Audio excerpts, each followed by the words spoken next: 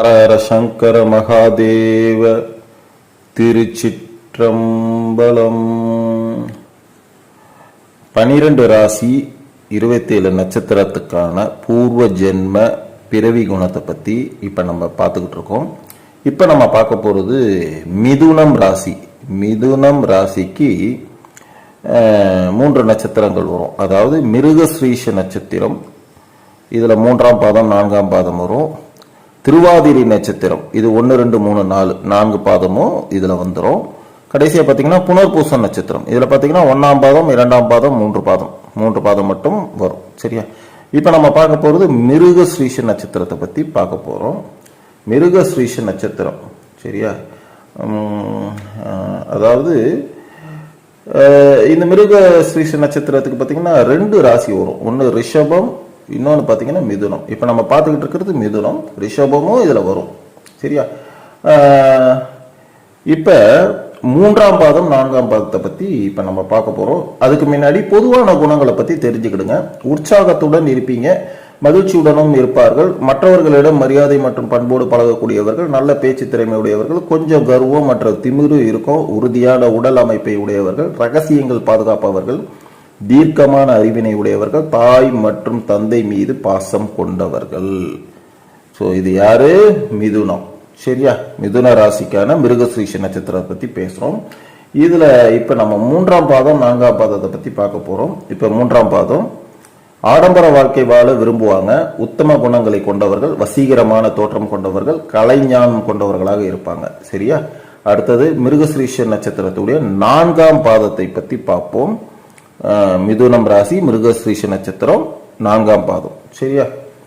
முடிவுகளை விரைவில் எடுக்கக்கூடியவர்கள், வஞ்சக எண்ணங்கள் கொண்டவர்கள், பிடிவாத குணத்துடன் நெஞ்சில் அழுத்தம் கொண்டவர்கள், தானாகவே பிரச்சனைகளை உருவாக்கி கொள்ளக்கூடியவர்கள் தான் இந்த மிருகஸ்ரீஷ நட்சத்திரத்துடைய 4ஆம் பாதத்தை சார்ந்தவங்க. சரியா?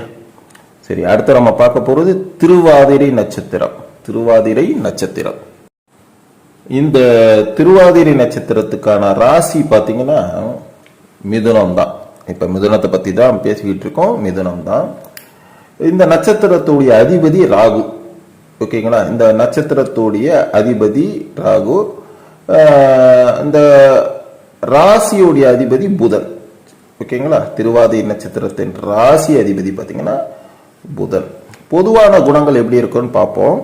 நல்ல புத்திசாலியாகவும் பேச்சுகளில் வல்லவராகவும் இருப்பாங்க, கல்வியில ஓரளவு நாட்டம் கொண்டவர்களாக இருப்பாங்க, தந்திரமாக பேசி காரியங்களை முடிப்பாங்க, அழகான தோற்றமுடையவர்கள், அனைவருக்கும் நல்லவர்கள், வல்லவர்கள், பிறருக்கு உதவும் மனப்பான்மை கொஞ்சம் இருக்கும், அழகான கண்களை கொண்டவர்கள், பெரும் புகழுக்கு உரியவர்கள். சரியா? இதுதான் திருவாதிரை நட்சத்திரத்துக்காருடைய பேசிக் குணம். சரி, இது முதலாவது பாதத்தை பத்தி பார்ப்போம். மொத்தம் 4 பாதம். திருவாதிரை நட்சத்திரக்காரங்களுக்கு மொத்தம் 4 பாதம். 4 பாதமும் மிதுன ராசியில தான் வருது. ஸோ முதலாவது பத்தி பார்ப்போம். எளிதில் பழகக்கூடியவர்கள், நற்குணங்களுக்கு சொந்தக்காரர், ஆடம்பரமாக வாழ விருப்பமுடையவர்கள், கணக்கு சாமர்த்தியசாலியானவர்கள், இதமான மகிழ்ச்சியான பேச்சுகளை பேசக்கூடியவர்கள். சரியா? அடுத்து நம்ம பார்க்க போது 2ஆம் பாதம். திருவாதிரை 2ஆம் பாதத்தை பத்தி பார்க்க போறோம். முரட்டு சுபாவம் கொண்டவர்கள், பிடிவாத குணமுடையவர்கள், கடுமையாக உழைக்கக்கூடியவர்கள், உறவினர்களிடம் பகைமை உடையவர்கள், சுயநலம் உடையவர்கள். சரியா? அடுத்தது நம்ம 3ஆவது பாதத்தை பத்தி பார்ப்போம். நிதானம் இல்லாதவர்கள், திமிரான பேச்சுகளை பேசுபவர்கள், புறம் பேசும் குணம் உடையவர்கள், ரகசியம் உடையவர்கள், புகழை விரும்பக்கூடியவர்கள். ஓகேவா? எல்லாம் நெகட்டிவிட்டியாவே இருக்கும் அவங்க கிட்ட. கொஞ்சம் மாத்திக்கணும். ஸோ இதெல்லாம் பேசிக்கு, அதெல்லாம் மாத்திக்கணும். இயல்பாவே இல்லை அப்படின்னு நம்ம சத்தியம் பண்ணாக்குள்ள அது ரத்தத்தோட நாணத்தோட காற்றோட கலந்தது. அதை அவ்வளவு சீக்கிரம் மாற்ற முடியாது. மாத்தணும்னா அவங்களே நினைச்சாதான் முடியும். சரியா?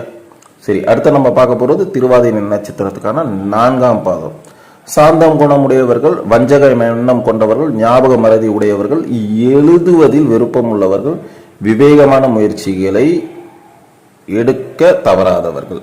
இது யாரு அப்படின்னு பாத்தீங்கன்னா திருவாதிரை நட்சத்திரத்துக்கான 4ஆம் பாதத்தை சார்ந்தவர்கள். சரியா? அடுத்து நம்ம பார்க்க போறது புனர்பூசம். மிதுன ராசியோட புனர்பூசம் நட்சத்திரக்காரங்களை பத்தி இப்ப நம்ம பார்க்க போறோம்.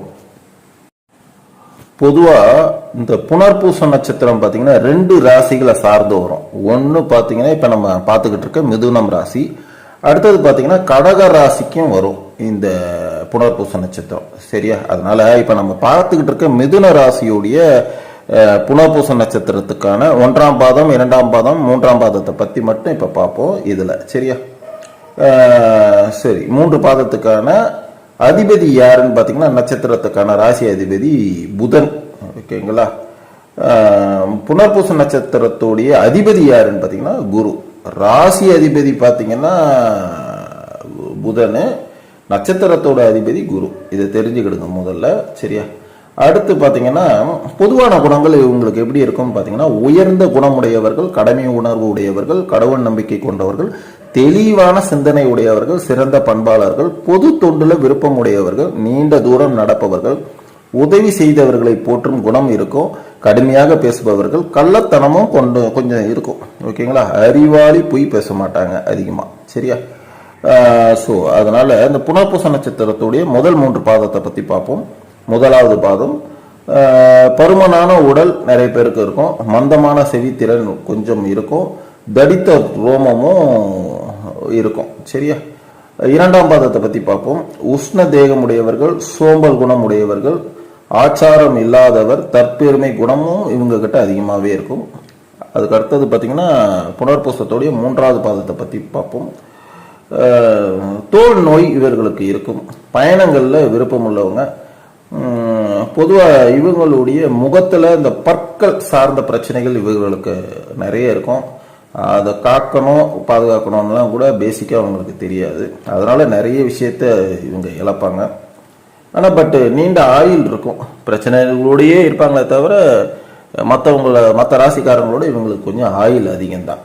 சரியா? ஸோ இப்போ நம்ம பார்த்தது மிதுனம் ராசியுடைய மிருகஸ்ரீஷ நட்சத்திரத்தை பத்தி பார்த்தோம், திருவாதிரை நட்சத்திரத்தை பத்தி பார்த்தோம். இப்ப கடைசியா புனர்பூசம் நட்சத்திரத்தை பத்தி 1ஆம் பாதம் 2ஆம் பாதம் 3ஆம் பாதத்தை பத்தி பார்த்தோம். சரியா? நிறைய பேருக்கு இதுல ஏற்ற இறக்கம் நிச்சயமா இருக்கும், எதை பத்தியுமே கவலைப்படாதீங்க. அப்படி ஏற்ற இறக்கம் இருந்தால் இறைவனிடம் முறையிடுங்கள், பக்தியை அதிகமாக வளர்த்து கொள்ளுங்க. நீங்கள் வசிக்கும் உங்கள் இல்லத்துக்கோ அல்லது நீங்கள் வசிக்கும் பகுதியை சார்ந்த ஏதோ ஒரு ஸ்தலங்களுக்கு, கோயில்களுக்கு சென்று ஒரு 10 நிமிடமாவது ஒதுக்கி தியானத்துல ஈடுபடுங்க. மந்திரம்லாம் தேவையே கிடையாது.